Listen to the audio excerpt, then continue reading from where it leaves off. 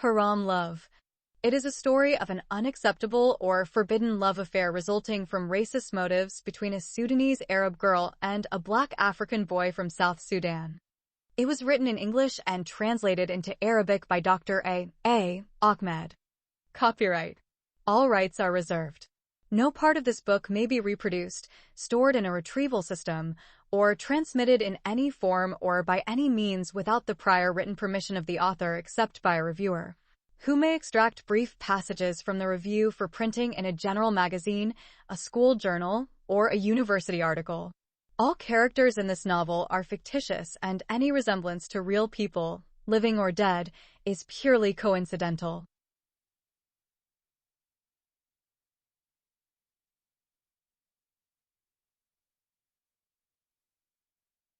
Chapter 1.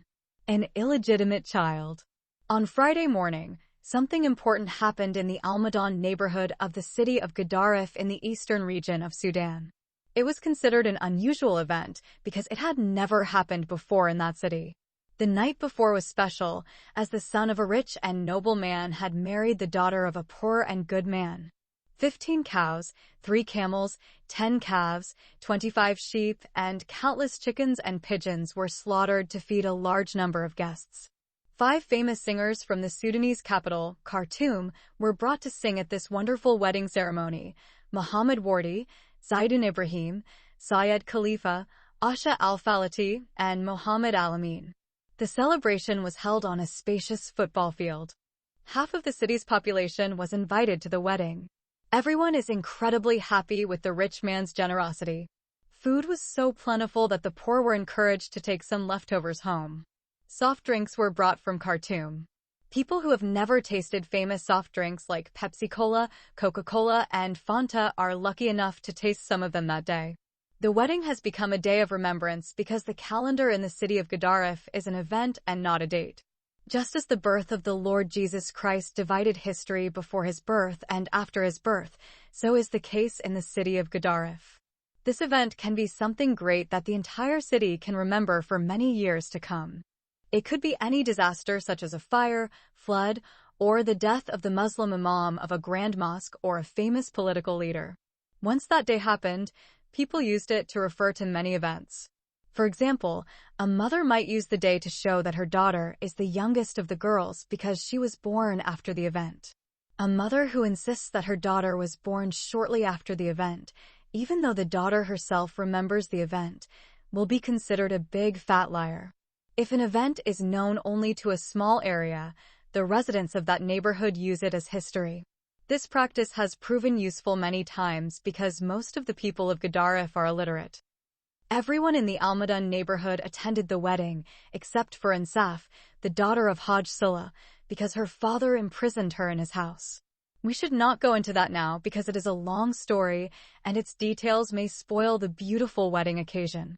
Old women, old men, the blind or crippled, or both, were led or carried to the wedding. Some women have already marked this day in their mental calendars as a historic day. Besides being a unique day because of the grand ceremony and the unimaginable union between the rich and the poor, there is another event that makes this day incredibly special.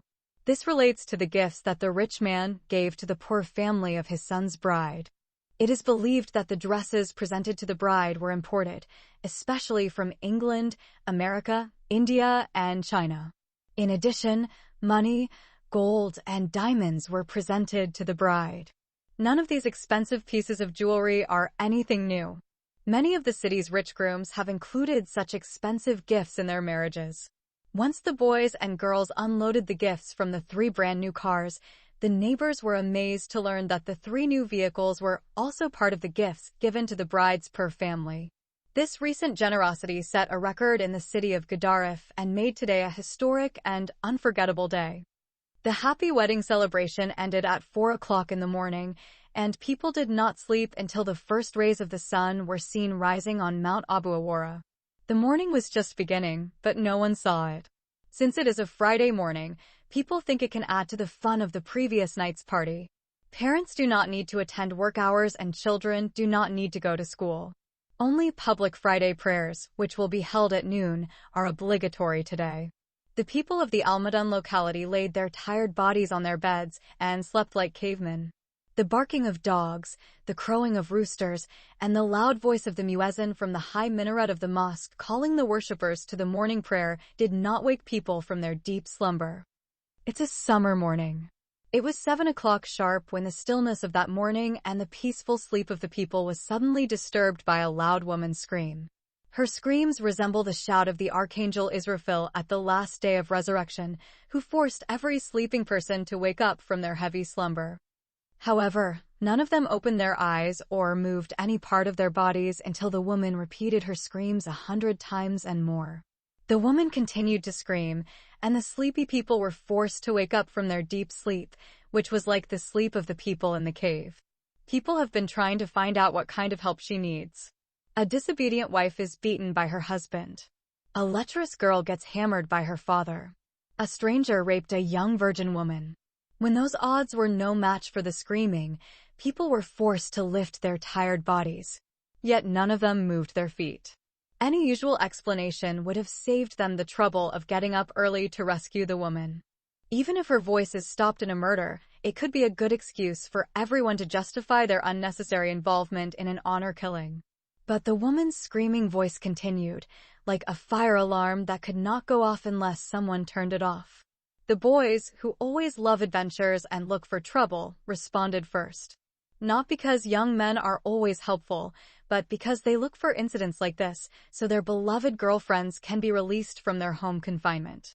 Fire, robbery, murder, or the sudden death of a neighbor is a good opportunity for lovers to meet each other without being noticed by their strict families. As a result, many doors opened, and the boys left their homes and headed towards the place from which the woman's voice was still screaming. Behind them came the elderly. These old men are fully armed and equipped with white-bladed indigenous weapons such as swords, axes, spears, sticks, and whips, in anticipation of any potentially fatal encounter with the offender. Next to them come married women with their children and dogs. The last people in line behind them were the teenage girls. This time not only was the girl in Saf left in home detention, but also blind, lame, deaf, and mute. The screaming woman was not found in the house as was supposed. She was found inside a creek, kneeling, spreading dust on her head. It is a seasonal stream that is full in the fall, so it dries up because it is the summer season. Large crowds of people gathered on both banks of the creek.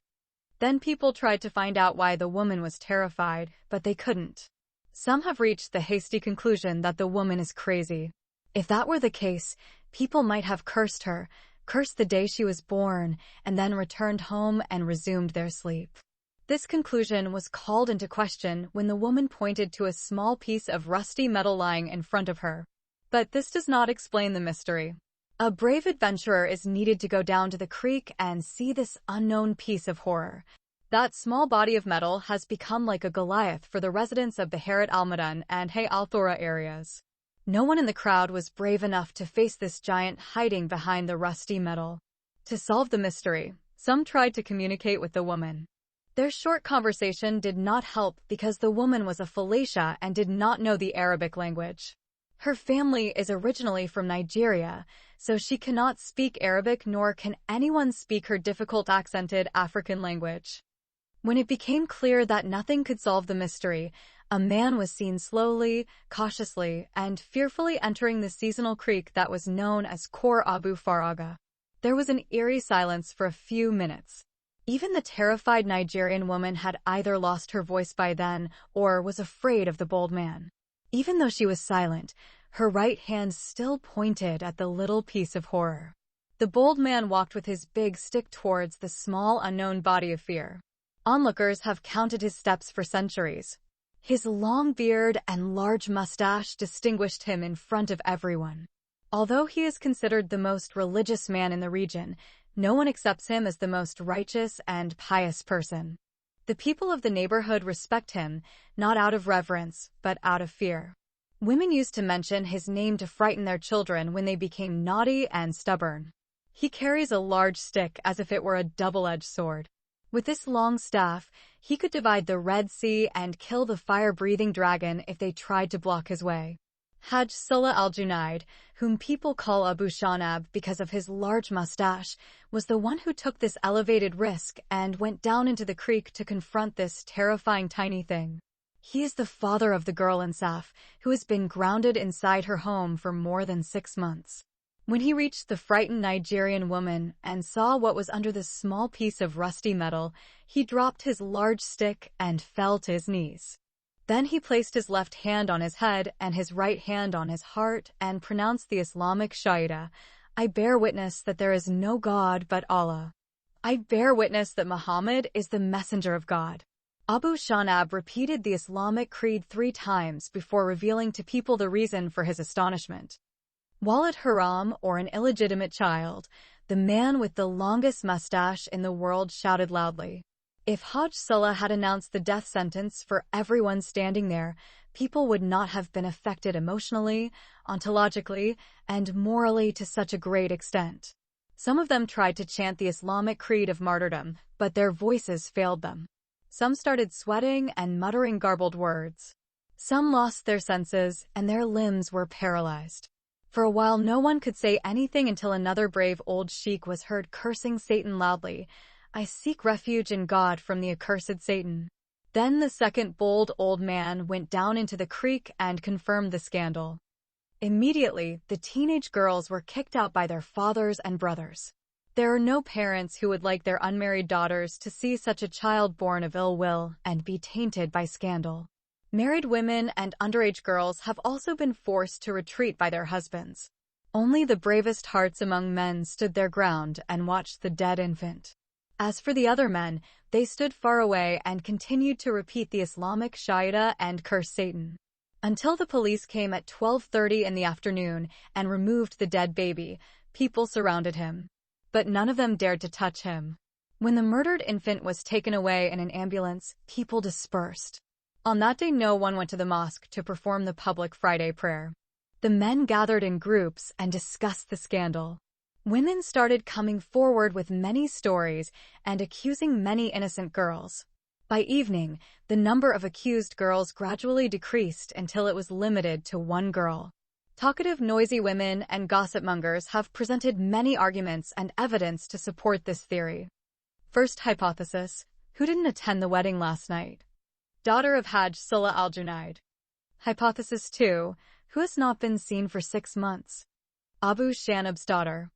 Hypothesis 3: who is in love with an African boy? Insaf Salah al-Junaid. Conclusion: therefore, Insaf, the daughter of Hajj Salah al-Junaid, is the mother of the murdered Outlawed Haram, or an illegitimate child. This is how women interpreted the scandal of the murdered illegitimate infant and came to a hasty conclusion.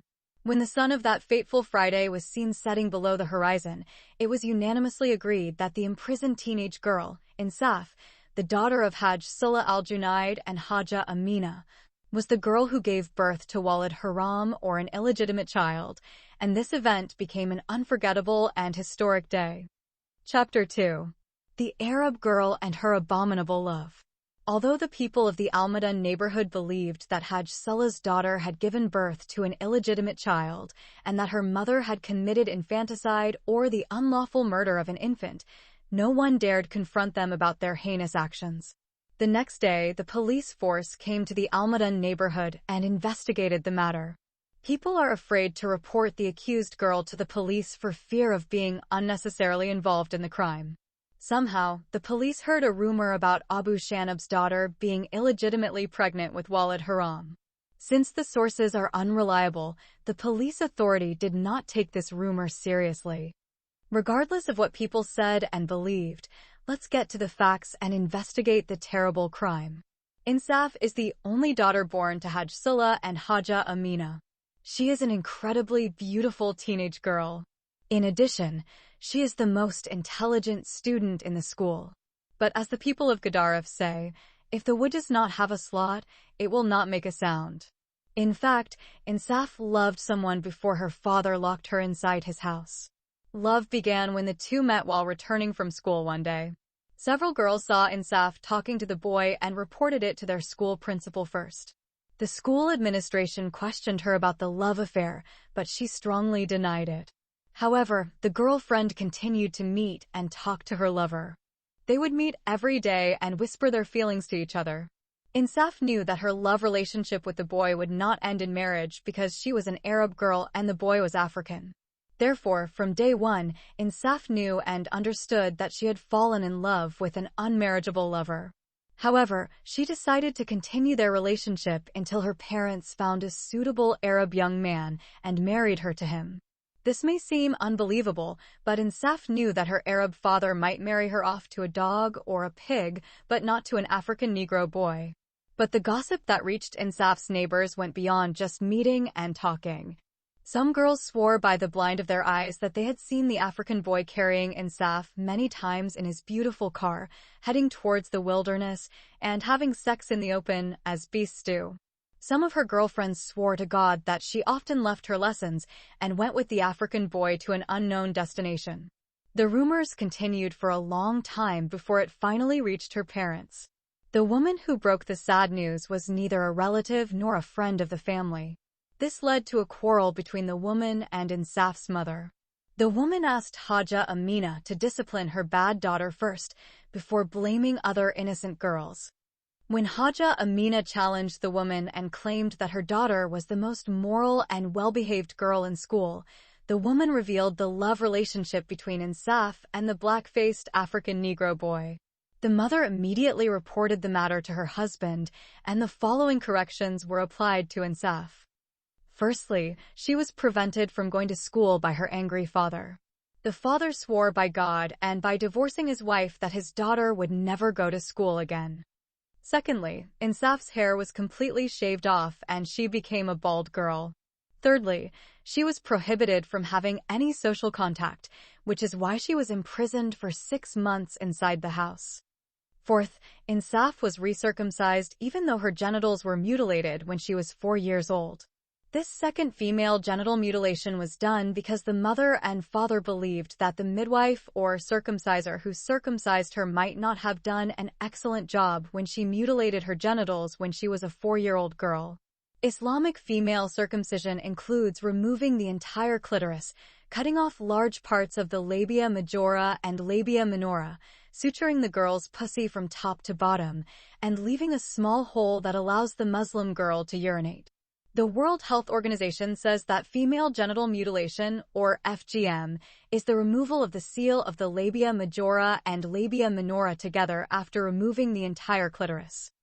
Fifth, an important test was conducted on Insaf to find out whether the discrediting information that says the Arab daughter committed a crime of adultery with the African Negro boy was true or not. The test is not a pregnancy test, because that in itself would be a scandal. It's a virginity test.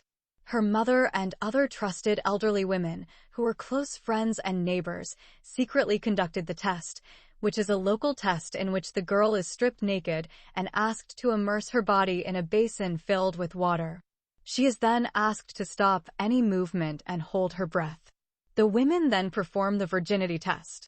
They checked the surface of the water to see if there were any bubbles, and when the women were completely satisfied that there was not a single bubble on the surface, the girl had passed the test. These stupid Muslim women believe that the pussy in which the hymen has been penetrated. By inserting the penis into it even once, it will absorb some water and create bubbles. When Insaf's mother was satisfied with the repeated results of the virginity test, she moved to the second step. This is a step that has to do with the heart afflicted with love. Parents believe that love before marriage is a profoundly serious disease and requires a long time to recover from it. The only cure known to them is complete separation from the African boy she loves. In addition, their daughter should be married off to another Arab man as soon as possible. The Arab person chosen to replace the African Negro lover is Insaf's cousin. This cousin had been pursuing her for a long time, but she rejected his love. His cousin Insaf hated him and told him frankly that she would rather die than marry him. However, after her forbidden love affair with the African boy, her father approached her cousin and encouraged him to come and ask for Insaf's hand in marriage. The cousin's family came and asked for her hand in marriage to their son. The father agreed to their request, and thus Insaf and her cousin were officially engaged, and their wedding date was set. For these reasons, Insaf lived under house arrest until the historic day came when an illegitimate child was born and killed, and Hajj Salah's imprisoned daughter became the scapegoat.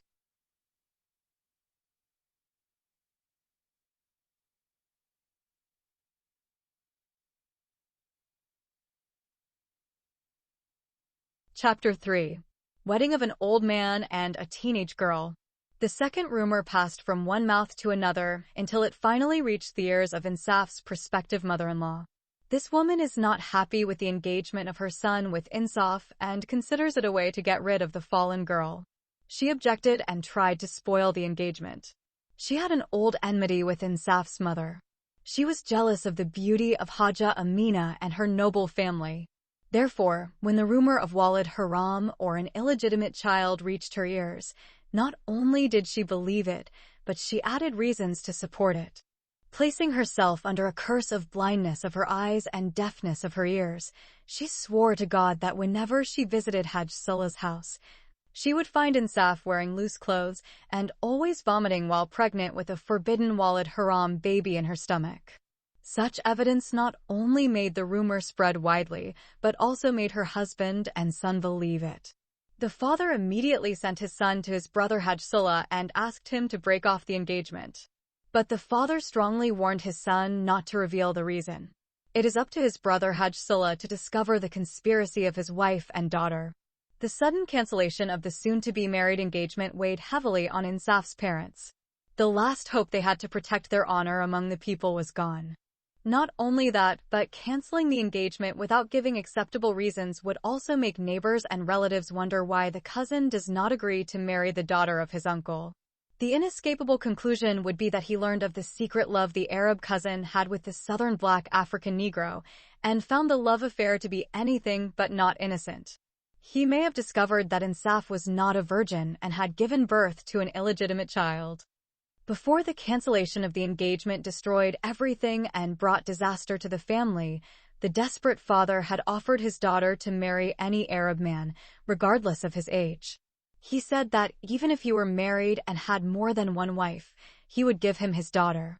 But no Arab boy or married man came to ask for Insaf's hand in marriage. The scandal of her falling in love with an African Negro boy, committing adultery with him, giving birth to an illegitimate child, and killing him is too big for any Sudanese Arab man to accept. However, as Insaf's parents grapple with these fears, a glimmer of hope emerges. It is the engagement of the socially rejected girl Insaf, proposed by Hajj Taha. He is an old geezer, and his youngest daughter is married and has 4 children. He has 3 wives, and his 4th wife recently died. Islamic law allows him to add another woman to his harem if he so desires. He is an extraordinarily rich Arab man.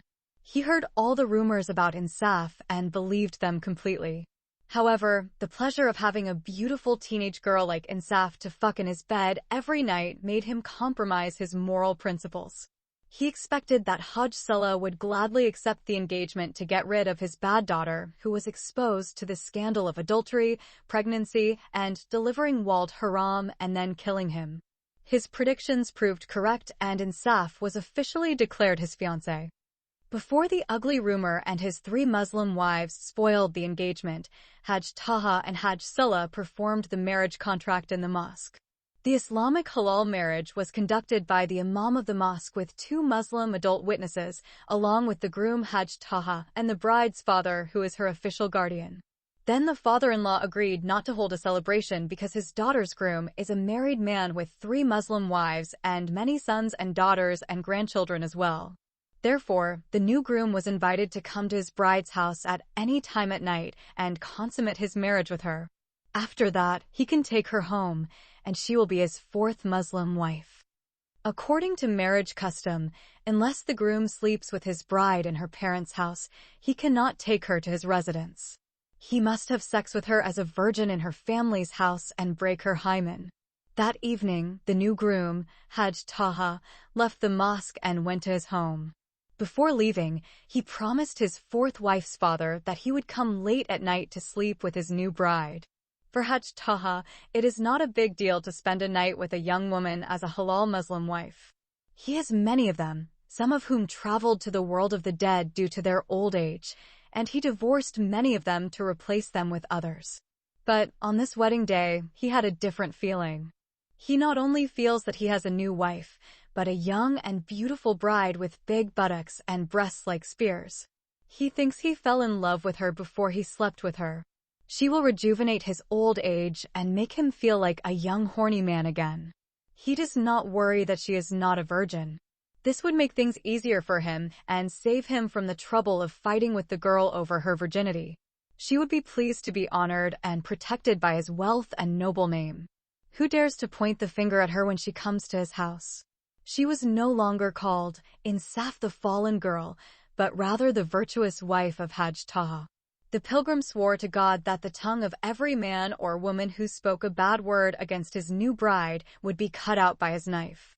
The old man's memory went back to a few years ago when he saw Insaf for the first time. She came to play with his grandchildren. She was just a child of 9 or so years old. He remembered seeing her small breasts like a pair of tiny lemons. She was naughty and played like a boy. She climbed his big Nima tree like a female monkey. He also remembered when he saw her again while returning home from her school. He had to ask his friend Hajj Radwan who she was. By then, she had grown into a beautiful teenage girl. She was ripe like an apple and was ready to marry and have sex in bed. When she reached them, she smiled and said in a musical voice, "How are you, my grandpa, Hajj Taha?" He pretended he didn't know her. "Who are you, my daughter?" inquired the old man. "How did you forget me so quickly?" She replied, "I am Insaf, daughter of Hajj Silla."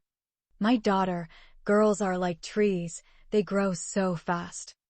"I was playing in your big Nima tree with your grandchildren." Then the old grandfather remembered her soft hand when she shook his. He held her hand for a long time and did not release her until she asked him to let her go. As she walked away, he stood and looked at her until she disappeared. He still remembered her sexy figure when she was walking away. She is in her school uniform. Her hair is dark, long like a mare's tail, and falls below her shoulders. Her waist is narrow, evenly divided between her high, spear-like breasts and her large buttocks. Then the old geezer remembered the hadith of the Prophet Muhammad, may God bless him and grant him peace, in which he said, "God bless a hairy man and a woman with a cupped-shaped ass," meaning she has large buttocks. Her fair legs are full and straight. They shine like gold under her skirt. Her head bowed slightly towards her left shoulder. Her eyes are large and narrow at the corners, and she has 2 black, crescent-like eyebrows, like the eyeballs of an Indian girl. It was a sunny afternoon when Hajj Taha made the second exciting discovery about Hajj Silla's daughter. The hot sun caused her forehead to sweat. She held a book in front of her to protect her skin from the heat of the day. Her skin is yellow like a mango. Her neck was like a bottle of ghee. Her lips were like pineapples and her cheeks were like apples. A beautiful smile always adorns her lips. She laughed more than she talked to him. She even teased him about his poor memory. "How do you expect me to marry one of your grandchildren if you don't know who I am?" Insaf says while laughing. "My daughter, marriage is a kismet and a destiny. It is written in heaven and decreed by God Almighty." Then Hajj Taha's memories of the past stopped, and he began to think about the present. What would have happened if a noble, white Arab girl like his new bride, Insaf, had married that coal-black African Negro boy? How did she fall in love with him? How did she allow him to rape her and make her pregnant with an illegitimate child? Before he reached his conclusion, he remembered the murdered illegitimate child. He is the second man his eyes fall on. The forbidden child, or Walid al-Haram, had fair skin and straight hair. Such a recollection caused a slight doubt to appear in his mind. How can a boy with hair like a raisin give birth to a baby with hair like a ponytail? Maybe in the end the father of the ill-gotten child will be an Arab boy. Hajj Taha accepts any possibility, except that the mother of the illegitimate child is not Insaf. His fanatical and narrow religious mentality will not conflict with the group's decision. A thick cloud of sadness filled his chest, so he took a deep breath and said, "It is true that beauty is enchanted and under a curse." The old geezer performed his last prayer at 12:30 midnight.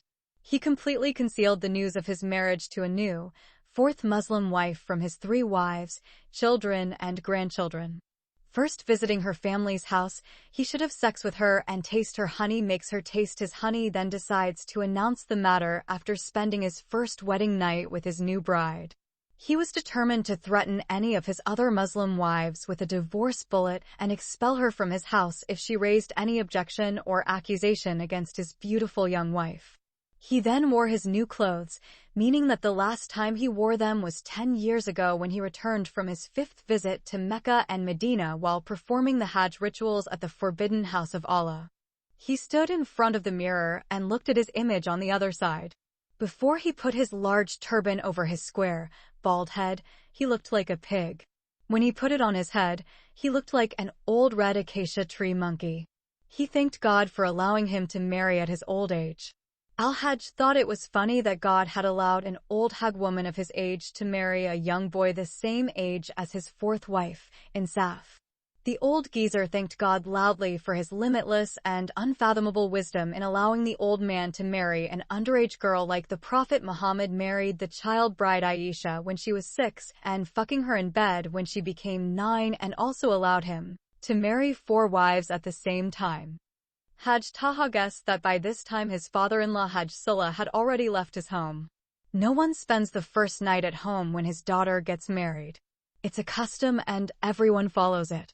When the old groom left his house that night, there was no one in the streets. Even stray dogs and homeless people are asleep. He carried his big stick and walked slowly towards his bride's house. It took him half an hour to crawl from his house to the house of his new bride. Gently and carefully, he knocked on the outer door with his finger. His new mother-in-law, Haja Amina, opened the door for him. She greeted him with a sad face. She seems unhappy with the marriage, but circumstances force her to accept God's kismet to her only child. Her daughter is 17 years old and her groom is 77 years old. She told him that her husband had gone to spend the night with some of his distant relatives. The groom, Hajj Taha, entered the house. Then his mother-in-law showed him the room where her teenage daughter slept. She gave him the key and went back to her room. As soon as the mother disappeared into her room, Hajj Taha opened the door and entered to complete his marriage to his teenage bride, Insaf. Chapter 4. The African Sudanese Django and the Beautiful Arab Girl. An hour has passed since the train left Gadaref city and proceeded east. Most of the passengers are asleep. Many of them do not know that the train passed through the second largest city in the eastern region of Sudan. It was 12:30 a.m. when the train arrived in the city. At 2:45 a.m., the last row of city huts was buried in the smoke and dust of the train. Darkness engulfed the long train. It runs along the railway tracks like a giant snake known as the bald serpent. For several hours, the train continued its long journey east. It passed through many small villages and stopped in a few towns. Neither the train's loud whistle nor the screams of food and tea vendors disturbed the passengers. They sleep like cave people, as if they were hibernating in the heat of summer and the darkness of the night. The train is so crowded with passengers that many of them are stuffed like sardines in cans. Passengers are crammed painfully onto the wooden benches like grain sacks in trucks. New passengers were forced to sleep on the aisles. Some adventurers took the risk and climbed to the top of the train. As the morning sun shone through the cabins, the passengers looked like ancient sedimentary rocks. Their hair and clothes are covered in dust and dirt. Although the scorching summer sun burned their skin, they remained dormant. Some of them woke up, but they were unable to move their numb limbs due to fatigue and exhaustion. They would have remained in that comatose state of silence forever if the police had not started banging on their heads. The police are checking tickets. During the 4-day journey from Khartoum to Port Sudan, inspections take place after each main stop. Due to the innumerable number of passengers, screening is carried out randomly. The inspection was supposed to take place immediately after the train left the city of Gadaref, but for an unknown reason, the checking was delayed until the train passed through Kassala city. The passengers, with much pain and effort, moved their bodies and sat down. In each room, anyone found without a ticket was fined 10 times the normal price. But some passengers who were found without tickets were exempted due to their miserable conditions. Those who are found to be not poor or do not have enough money to pay the fine will be arrested and detained in the train's confinement room. At the next stop, they will be handed over to the police authority for further action, which depends on the policy of that security center. They will either release them or send them to prison, but in no uncertain terms, they will not be allowed to board the same train again. When the check was over, 15 unlucky passengers were found without tickets and money. They were taken by the police to the lock room. Police officer Khalid Muhammad Yahya believes that his lifelong experience qualifies him to judge by looking at the face to determine whether the passenger is innocent or guilty. His eyes surveyed the 15 passengers before he began questioning them. "Why didn't you pay for your ticket?" Officer Khalid asked harshly. A young man replied, "Some bad guys stole the money I had." "Stand there. What about you, woman?" A young woman said, "I was asleep, and when I woke up I discovered that all my luggage and wallet had been stolen with my ticket and cash." Officer Khalid said seriously, "Listen to me, all of you. If one of you had his money stolen, let him stand there." Of the 15 passengers, only one girl remained standing in front of Officer Khalid. "And what about you, young lady? How did you lose your ticket or your money?" "I don't have a ticket or money," the teenage girl replied. "Didn't you know that it is illegal to travel by train without a ticket?" "Yes, I knew that, but I don't have the money to buy a ticket." Before he could inquire further, police officer Khalid raised his head and looked at the teenage girl. For a few minutes, he fixed his gaze on her face. It seems to him that the girl has turned into a mysterious creature. The teenager has the face of a young girl, but the hair of a boy. He had never seen such a mix of genders before. However, this rare combination of genders not only attracted him, but also made her look like the most beautiful girl he had ever seen in his life. For a long time, Officer Khalid looked at her wonderful beauty.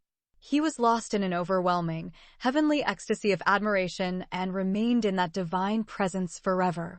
It was not only the girl's unparalleled beauty or feminine appeal, but her personality that attracted her to his being. She has a bold feminine appearance, intelligent eyes, and a stunning beauty that enchants the eyes of onlookers and attracts them towards her. Her lips were like two pieces of pineapple stuck together and pulled out slightly. Her nose is straight and beautifully curved, like Queen Cleopatra.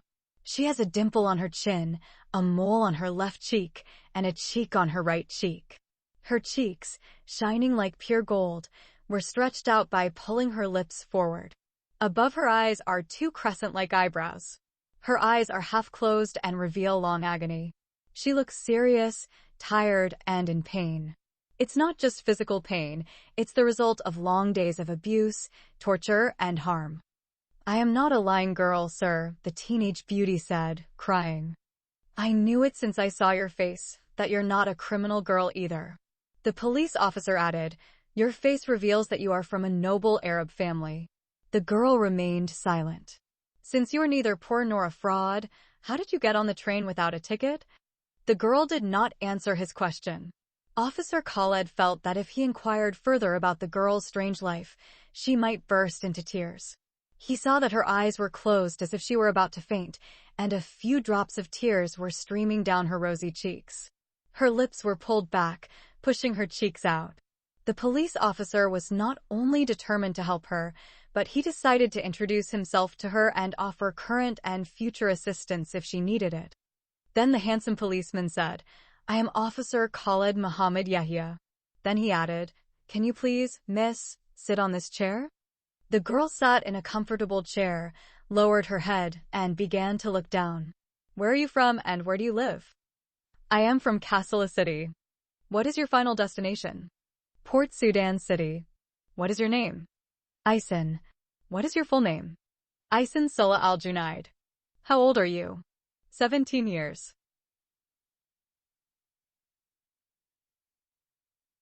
"Well, Aysen, as I told you, I have no reason to doubt your sincerity. You're the first person I've ever met on this train who told the truth. Everyone standing there is a liar. Every one of them lied to me because they wanted to escape the punishment of the law. For this reason, they all have to be kicked off the train at the next station. None of them will be allowed on this train again.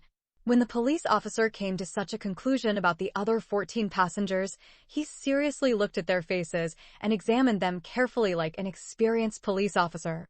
None of them met his standard of a noble Arab family. He considered them all just Jingo. This word, Jingo, is a racist name used by the Sudanese Arab tribes, called the Jalaba, to refer to some Sudanese African Negro tribes who are considered backward and merely worthless slaves. The Arabs are known as Jalaba because these people have African features, but they claim to be Arabs and wear robes like the Arabs of the Arabian Peninsula and the rest of the Arab world. It is a large, loose-fitting white garment that resembles women's nightgowns. The Sudanese Arabs consider the Sudanese Jingo to be black slaves who have the right to kill them without cause, rob them of their property, enslave their women, and rape them without feeling guilty. Therefore, the Sudanese Arab police officer, Khaled Yahya, believes that if they were all placed like the Negro Jinju on one side of the scale and the Arab beauty, Aysen, on the other, she would surpass them all as if she were made of gold, and the so-called 14 Jinju are creatures made by the Creator from clay and dirt. Some Sudanese Arab women believe that God created the Django women after he created the flies. Officer Khaled said to one of his police officers, Policeman Syed Ahmed, take these 14 Jingo people to the detention room. They should all be kicked off the train at the next station. Make sure you hand them over to the police at the next station and don't let any of them get on this train again.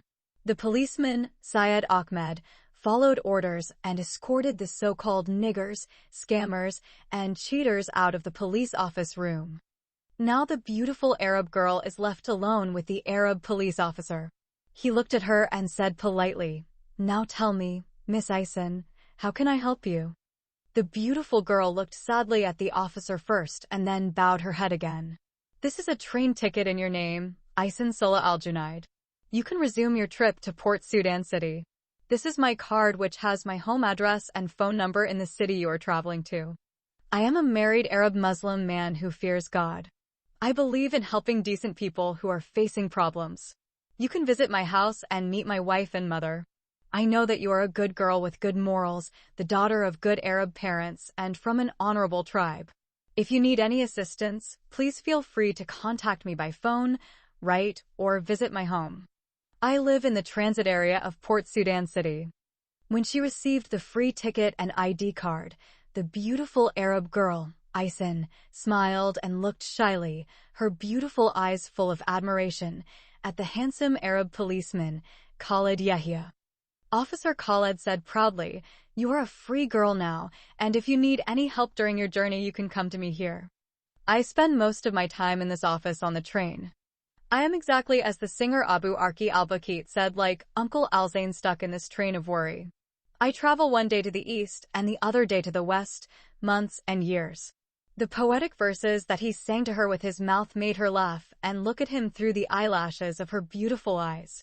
Aysen wanted to thank the kind police officer, but she felt too ashamed to do so. She looked at him with eyes full of affection and admiration, then turned her face and left his office. Despite the disappearance of her sexy body and beautiful face, her presence as an angelic female who descended from the zodiac sky continued to fill the vision and being of the Arab officer Khaled, who claimed that his great-grandfather was Al-Abbas, the uncle of the Prophet. He put his left hand on his chin and held the pen with his right hand. He began to think about the problem of the beautiful girl who appeared to him like the beauty of a new crescent or one of the virgins of paradise. He tried not to make up any hasty story about her. Now many questions are running through his mind. She had no money and wouldn't have accepted some if it had been offered to her. How could her Arab parents bear such a risk and allow her to travel alone from Kassala to Port Sudan? Is she in trouble with her family? How will she survive without food for another day on the train? How can she get from the public station to her final destination in Port Sudan? Is she a married girl or a virgin?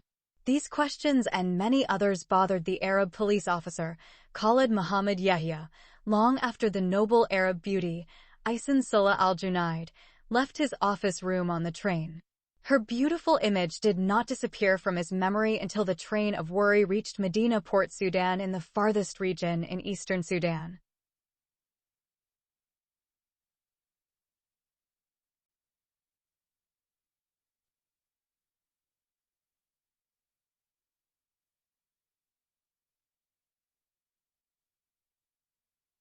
Chapter 5. The Pure Arab Girl and Her Unacceptable African Negro Boyfriend. Ding is an African Zanji boy. Because of his forbidden love, the Arab girl in Saf suffered a lot of injustice and abuse from her family, relatives, neighbors, classmates, the school headmistress, and other female teachers. He is a young teenage boy. His Muslim father is originally from South Sudan and from the Dinka tribe. His Christian mother is an Abyssinian from Ethiopia. His parents' union resulted from a love affair. They fought many battles with their families before they got married. They faced opposition from both sides due to their religious differences. Deng's father is a Sudanese African Muslim man from the city of Juba, while his mother is a Catholic Christian woman from Addis Ababa city. For this reason, they faced a lot of resistance. However, their love proved stronger than any religious barrier. The fruit of this marriage union is Deng. They have no other children and do not plan to have another child in the future. Their married life went smoothly until Deng reached the age of 6. When the parents realized that their son could not belong to both religions, they began to attract him to both sides. The Christian mother began calling her son Emmanuel instead of Deng. The Muhammadan father resisted this idea and tried hard to convert his son to his religion. He sent him to a religious school called madrasa every day to memorize verses and surahs of the Holy Quran by heart. The Christian mother made it necessary for herself to take her son with her to church every Sunday. At church, Deng attended Sunday school and learned stories and verses from the Holy Bible. Deng in the Dinka language means rain. Years passed, and Emmanuel Deng switched allegiances between the Christian and Islamic religions. To him, the two faiths were like two parallel train lines that never meet. After significant effort and fierce competition, the father won and Emmanuel Deng became a Muslim son. Deng's parents did not settle in one place due to his father's military service. Every 2 or 3 years, the soldier was transferred to a different city in Sudan. His father is a first lieutenant general in the Sudanese army. His Ethiopian mother is an English language teacher at the only girls' senior secondary school in the city of Gedaref. Deng always does well in his studies. He likes to practice many types of sports, especially football and basketball. He is 6 feet 5 inches tall. His athletic body and length made him a good basketball player. When his parents moved from the capital city to Gedaref city, their son had grown into a teenager. He was 17 years old when he met his Arab girlfriend, Insaf, who was 16 at the time. He just started 12th grade. Insaf was in the 11th grade. Their friendship began by exchanging innocent smiles. Soon after, they started greeting and meeting each other until they found themselves truly in love. Deng took the relationship seriously and wanted to push it further. But his Arab girlfriend Insaf tried to make him accept mere friendship. She explained to him very frankly that they could not marry each other. She was frank with him and explained why she refused to consider him as her future husband. She told him that she did not have the ability to choose her life partner. Her Arab father will make such a weighty decision in her life. This is because Islamic law gives the Muslim father the right to marry his virgin daughter to any man he wants. She knows that since Deng is a black African Negro, her parents will never accept him as a suitable husband for their Arab daughter. If she defies her father and tries to choose her life partner, the consequences will be dire for her. Not only will she lose her love, but she will also put her life in danger. Her Muslim father will do everything in his power to prevent his pure Arab daughter from marrying an African Negro boy. If all his efforts are unable to stop her, he may not hesitate to get rid of her either by marrying her to any male Arab relative, regardless of his age, or by slaying her in an honor killing. Deng discussed the difficult emotional problem he faces with his parents. His father and mother confirmed the fears of his Arab lover, Insaf, and advised him to stay away from her. Being a smart boy, Deng believed that all these racist racial barriers were just fake problems. If he could convince Insaf to marry him, he would not care what her Arab father or society would say or do. So, he continued trying to convince Insaf to change her mind. He wrote her many long letters. He knew that their meeting in the streets was fraught with danger for his Arab lover, and their conversation was short. His girlfriend, Insaf, read and enjoyed every love letter he sent her, but she never responded to them. Every love letter she'd ever read, Insaf tore it up. She read his letters in the women's bathrooms at school, tore them up, threw them in the toilet, and flushed them down.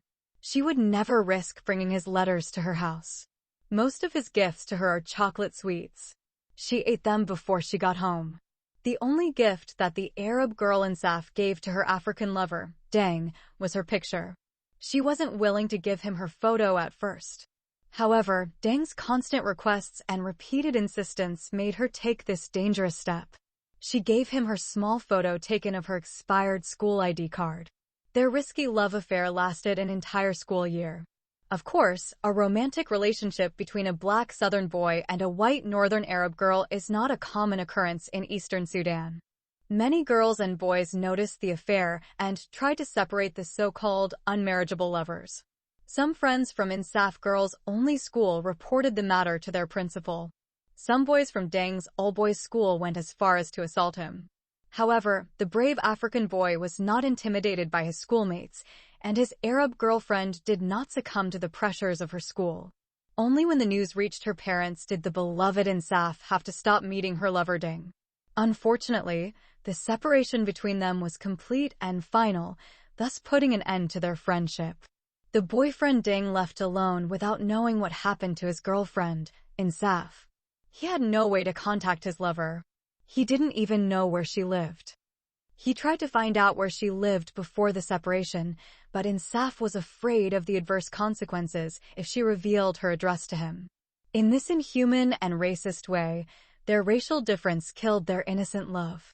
Their friendship has been stifled just like that illegitimate infant who was killed before he could become exposed and whose personal creek. After the two lovers were unjustly torn apart, Deng finished the 12th grade and was accepted into the Faculty of Medicine at the University of Khartoum. He left the city of Gedaref with a broken heart and joined the Faculty of Medicine in the capital city. His parents, his father the first lieutenant general, and his mother, the English school teacher, submitted requests to move to the Sudanese capital, and they also moved to the city of Khartoum to accompany their beloved son. In consequence, a short and sad chapter in love was folded in that city and soon forgotten by those who knew it. However, the innocent love affair with the African Negro lover, Deng, did not end there. Rather, it continued to haunt his Arab girlfriend, Insaf, wherever she went, as if she were a disgraced young woman by a stigma of abominable love. The Haram love. This is a story of an unacceptable or forbidden love affair resulting from racist motives between a Sudanese Arab girl and a black African boy from South Sudan. It was written in English and translated into Arabic by Dr. A. Ahmed. Copyrights. All rights are reserved. No part of this book may be reproduced, stored in a retrieval system, or transmitted in any form or by any means without the prior written permission of the author except by the reviewer, who may extract brief passages from the review for printing in a general magazine, a school journal, or a university article. All characters in this novel are fictitious and any resemblance to real people, living or dead, is purely coincidental. Chapter 6. An Arab girl is in trouble in a strange land.